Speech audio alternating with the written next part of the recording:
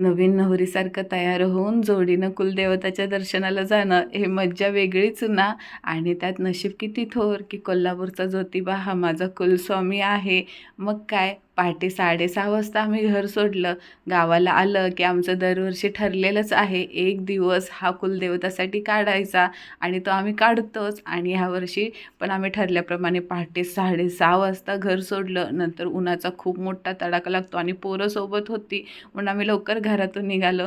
आणि कारभाऱ्याने गेल्या गेल्या माझ्यासाठी गजरा घेतला आणि स्वतःच्या हाताने डोक्यामध्ये ओवला. खूप छान वाटत होतं. ती साडी, त्या हातातल्या बांगड्या, केसामधला गजरा.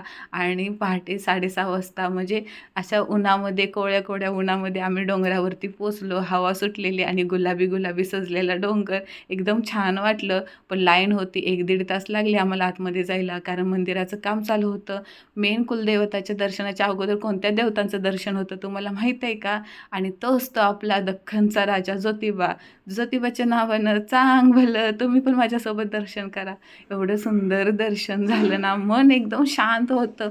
म्हणजे असं वाटतं की कुलदेवताच्या दर्शनाला आलोय ना, मग काय कुलदेवता आपला पाठीराखा आपल्यासोबत आहे. मग पूर्ण वर्ष एवढं चांगलं जाईल एवढी स्वतःमध्ये हिंमत येते. आमचं एवढं छान दर्शन झालं.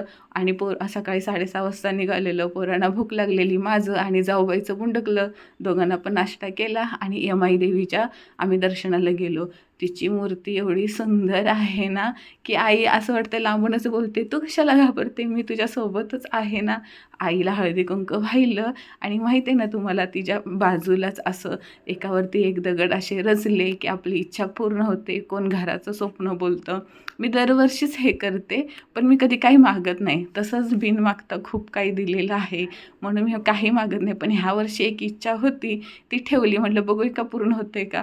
पण पहिल्या ह्याच्यामध्येच ते सर्व काही उभं राहिलं नाही. एवढी जाम खुश झाले ना.